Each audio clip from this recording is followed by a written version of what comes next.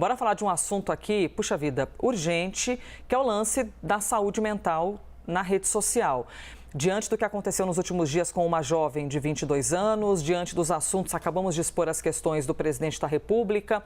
Bom, a maneira como a sua vida é exposta em redes sociais, cada vez é mais importante que nós possamos debater o uso dessas plataformas. Crianças e jovens têm feito o uso excessivo das redes? Você avalia que sim, que não, que está no limite? Quais são os efeitos disso? Como é que as fake news agravam isso? Uma pessoa que já tem um quadro de depressão, como é que fica essa condição da pessoa quando exposta, por exemplo, a fake news? As consequências desses graves ataques e crimes feitos por pessoas que se escondem atrás das telas. É sobre isso que a gente vai falar agora com a Luísa Freire, que é psicóloga clínica, doutoranda pela Universidade Federal do Ceará. Doutora, muito obrigada, pela gentileza de conversar com a gente num assunto tão urgente. Obrigada a você, Elisa. Posso lhe chamar de você? Senhora é mais educado, né? Mas vou tomar a liberdade de chamá-la de você, tudo bem? Claro, com certeza. Todos nós vivemos essa exposição à rede social, tudo bem, não vou generalizar porque há pessoas que não têm rede social, mas a gente se expõe demasiadamente como se fosse apenas um entretenimento, esquecendo, por exemplo, eu li uma prévia do que você disse anteriormente aqui pra gente, de que é uma espécie de praça pública, né? As pessoas são expostas a essa condição. Essas condições vexatórias, em alguns casos, podem criar o quê na cabeça de um ser humano? Olha, Elisa, assim, tudo que está acontecendo atualmente, ainda a gente está tentando entender quais são os efeitos, né? Tanto do ponto de vista social quanto psicológico, mas o que a gente entende é que nós não estamos preparados para dar conta do quanto que a internet amplifica todos os acontecimentos, né? Então, quando a gente está falando ali, né, de algo que é exposto na internet, a gente não tem o controle da proporção que isso toma. E muitas vezes a gente está falando de fatos com que as pessoas vão tratar de forma extremamente banal, ou mesmo a partir, né, de discursos de ódio, ou enfim, fazendo julgamentos que podem ser extremamente equivocados, né? Como o fato que aconteceu recentemente. Então, a gente tem aí uma amplificação de acontecimentos que muitas vezes aquilo dali, né, nos coloca numa posição de exposição e também de muita vulnerabilidade. É algo que a gente ainda está tentando entender, mas que indiscutivelmente a gente vê a necessidade de estabelecer formas, né, de criar usos, né, muito mais saudáveis e críticos da internet, né? Você também nos disse palavras bem importantes a respeito de depressão. E está até aqui na nossa tela que fake news pode agravar quadro de depressão.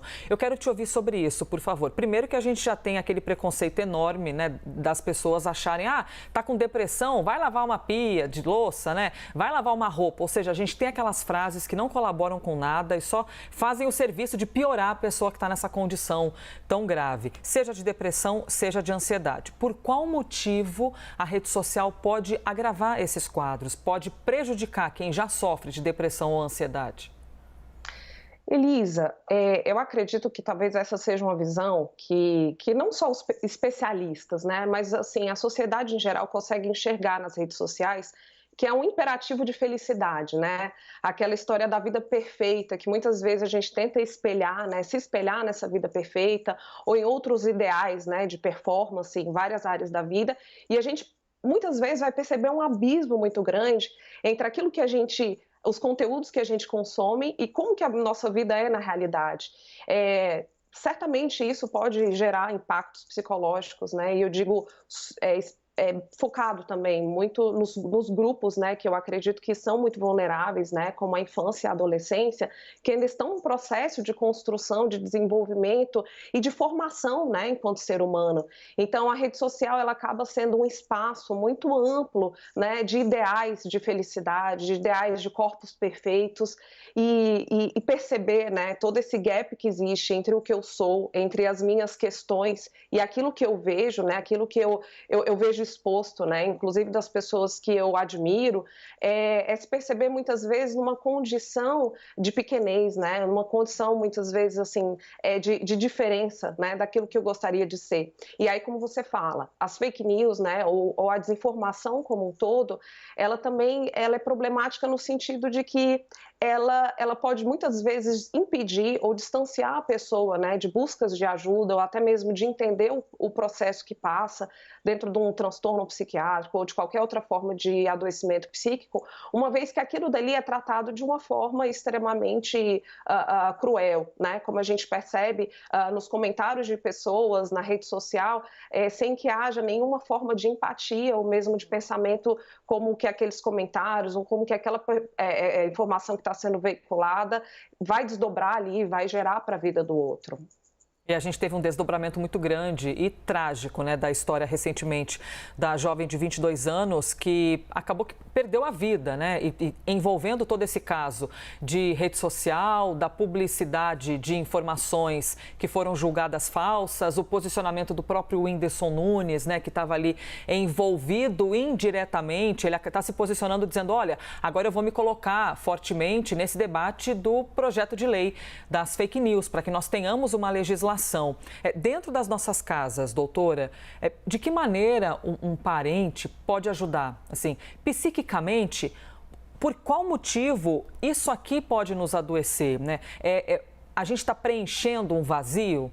A gente está preenchendo a falta de algo, uma falta de uma estrutura familiar, uma insegurança? Por qual motivo os parentes têm que ficar atentos? E mais, como você oferece ajuda quando percebe uma adversidade?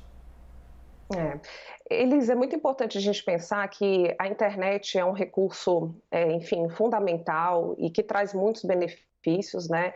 A gente tem que falar isso de forma muito cautelosa para que a gente não assuma também uma posição de demonizar a internet, né? A internet é uma ferramenta muito potente, mas a gente vai ter que pensar exatamente isso que você traz, né?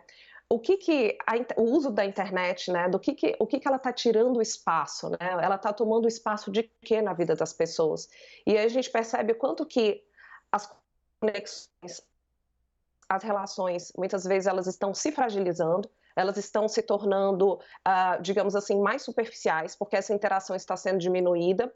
E aí a gente percebe que interação e vínculos fortes é um fator de proteção psicológica, de proteção psíquica. A partir do momento em que eu passo mais tempo, né, na internet, na rede social, e deixo de estar com meus pares, e deixo de ter trocas sociais, né? E eu não falo a troca social, esse intercâmbio que acontece entre mensagens, que é válido, mas isso tira espaço de relações reais, né, em que a gente tem que estar ali com a família, sentado à mesa, no momento das refeições, deixando o celular de lado, né, para que a gente possa entender o que está se passando na vida do filho adolescente, que a gente possa se interessar genuinamente pelo que se passa com o outro, e a gente percebe que esse olho no olho, que esse momento juntos, né, que a gente está ali se interessando por quem está presencialmente, né, isso tem faltado. E certamente isso tem trazido aí consequências negativas, porque nós estamos ali conectados com muitas pessoas através da rede, mas estamos muito solitários, né, uma vez ali que essa interação cara a cara tem se perdido. Totalmente, a vida online afetando a vida offline, né, doutora? Muito obrigada, Luísa Freire, psicóloga, doutoranda pela UFC. Muito obrigada pela gentileza e que nós tenhamos cada vez mais acesso à informação, né, para termos saúde mental na internet ou fora dela. Obrigada, doutora. Obrigada, Elisa. Bom dia, muito obrigada. Informações importantíssimas, hein, para você que está conosco aqui no Live CNN.